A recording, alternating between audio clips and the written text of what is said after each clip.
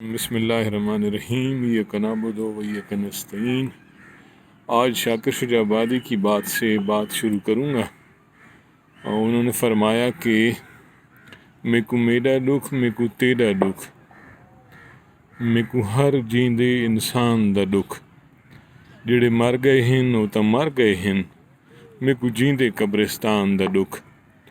मुझे इस वक्त कोई अजीब सी मामलात लग रहे हैं, अजीब सा सन्नाटा है। आज फिर 3-3 रुपए डीज़ल और पेट्रोल महंगा कर दिया है और पीछे काफ़ी टाइम से महंगा होता आ रहा है, मगर कोई बात नहीं कर रहा कहीं से भी।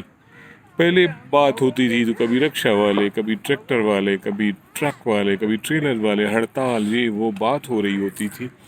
मगर अब तो मैं कोई काफ़ी टाइम से देख रहा हूँ कि कोई बात नहीं कर रहा। क्यों नहीं कर रहा हो कि उसको खौफ है मेरे ख़्याल में। बाकी तो सारी चीज़ें वही हैं पाकिस्तान की। एक खौफ सा साया छाया हुआ है इस मुल्क पे, और इसकी वजह से मेरे ख्याल में बात नहीं हो रही। और रही गवर्नमेंट की बात, सोहेल आफरीदी ने बना ली है काबीना और सारे अल्हम्दुलिल्लाह दबंग बंदे डाले हैं। और मैं काफ़ी अर्सा पहले भी कह रहा था कि जो लोग बैरिस्टर सैफ को कह रहे थे कि ये दायां हाथ है इमरान ख़ान का, तो मैं तो बड़े अरसे से इसके बारे में कह रहा था कि बाकी लोग अगर कानूनी आईनी हैं तो ये तो कोई आईनी कानूनी नहीं, इसको क्यों नहीं बाहर निकाला जाता।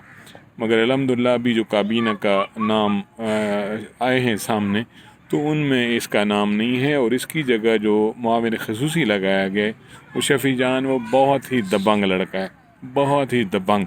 और इंशाअल्लाह जो भी लोग ये भी कह रहे हैं कि आगे कोई 27वीं तरमीम भी आ रही है, 27वीं क्या 127वीं भी आ जाए, जब जुल्म को उखेड़ना पड़ जाए, जब गैरत इंसान को आ जाए, ये तरमीमें शर्मीमें कुछ नहीं कहती, कुछ नहीं कर सकती। मैंने कोई 7-8 साल या 10 साल पहले की बात कर रहा हूँ। उस वक्त रूफ क्लासरा एक प्रोग्राम में बैठे हुए थे और वो बात कर रहे थे, क्योंकि जिसकी जितनी थाट होती है वो उतना दूरअंदेश होता है। तो उन्होंने कहा मुझे पाकिस्तान के हालात, आज से 8-10 साल पहले की बात कर रहा हूँ, तो उन्होंने कहा मुझे पाकिस्तान के हालात ऐसे लग रहे हैं कि जजेज़ जो है ना हमारे, उनको लोग रोडों पे मारेंगे और इनका खून ऐसे बहेगा कि जैसे उस वहाँ से इंसाफ शुरू होगा। क्यों कि भाई कोई रूला फला नहीं रहा। पाकिस्तान कहाँ था 128वें 29वें नंबर पे 142 में से, आज 142 में से 142वें नंबर पे हैं। तो हमें इंसाफ, मुझे भी लगता है कि रूफ क्लासरा ने जो बात की थी उसी तरह से मिलेगा। और फिर कह रहे हैं कि PIA 7वें नंबर पे आ गई।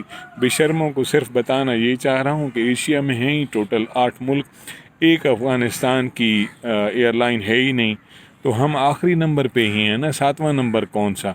एक वक्त था कि PIA इस रीजन में पहले नंबर पे हुआ करती थी, और जब से ये काली सुंडियाँ, अमेरिकन सुंडियाँ हमारे पे पड़ी हैं ना, तो उस वक़्त से पाकिस्तान नीचे जा रहा है और ये सुंडियाँ मोटी होती जा रही हैं।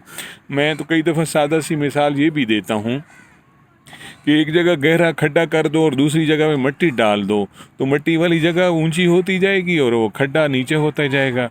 और ये 1980s या 70s के बाद देखें ना, तो ये पर्सनैलिटीज़ जो बाहर आपने कई दफ़ा देखा है नवाज शरीफ लोगों को या वो सैनमा बम्बिनो वाले को, कि जैसे एक आम फैमिली पार्कों में बैठी होती है, अपना चटाई डाले हुए चावल खा रही है, ये वो लोग थे। और पाकिस्तान का नाम बहुत ऊंचा था।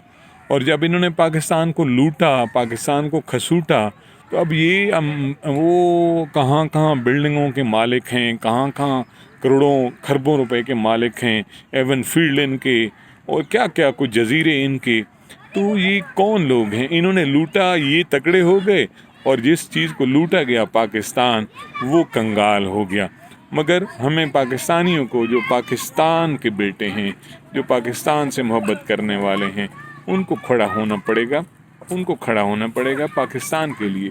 क्योंकि पाकिस्तान के लिए आपको जद्दोजहद करनी है, पाकिस्तान को आपने सीधे रास्ते पर डालना है, इन चोरों से, इन भुटवारियों से, इन पटवारियों से छुड़वाना होगा। और हमें पाकिस्तान को एक दफ़ा फिर سیدھے راستے پر ڈالنا ہوگا، جس سے پاکستان پھر اپنی پرواز میں آئے گا اور انشاءاللہ ہم اندھیرے ختم کر کے دم لیں گے۔ پاکستان زندہ باد، عمران خان زندہ باد۔